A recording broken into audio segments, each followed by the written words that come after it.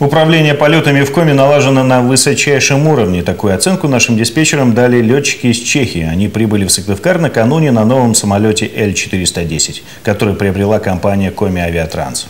Сегодня гости побывали на командно-диспетчерском пункте аэропорта Соколовка. Экскурсию для них проводил министр развития промышленности и транспорта Коми Андрей Самоделкин. С работой диспетчеров познакомилась и Татьяна Супряткина. Мы находимся в командно-диспетчерском пункте в Соколовке. В будущем это новый аэропорт республики. А это зал обслуживания полетов. Каждый день у диспетчеров очень напряженный. За сутки над республикой пролетает более 300 самолетов. Гости из Чехии внимательно разглядывают оборудование, всматриваются в пульты и экраны. Опытные летчики, у каждого из них стаж больше 40 лет, летают по всему миру. Бывали в самых крупных современных аэропортах и признаются, отдаленный северный регион им не уступает. Все в порядке, хорошие, модерные. Можно спокойно летать? Да, можно, будем спокойно. Все диспетчеры прошли особую подготовку по организации полетов транспортным направлением. Но главное здесь идеальное знание иностранного. Каждый диспетчер в совершенстве владеет вторым языком.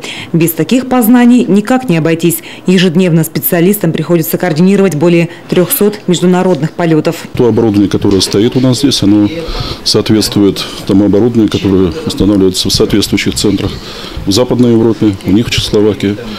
Оно по некоторым параметрам, особенно по насыщенности, по территории, которая перекрывает наш центр управления полетами, конечно, несопоставимо с той же Чехословакией.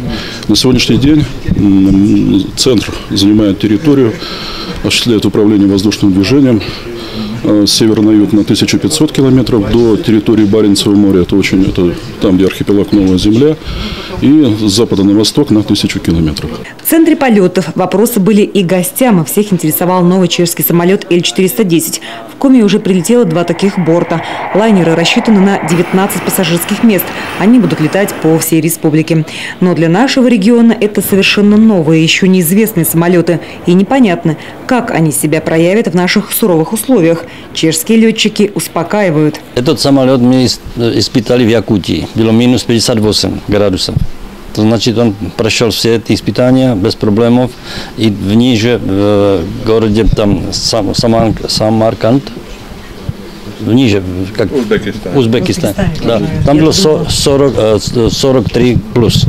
Он работает в этом условиях без проблем.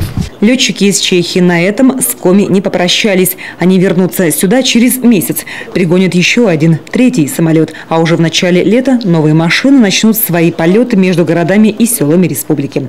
Татьяна Супряткина, Олег Юшков, телеканал Юрган, Сыктывкар.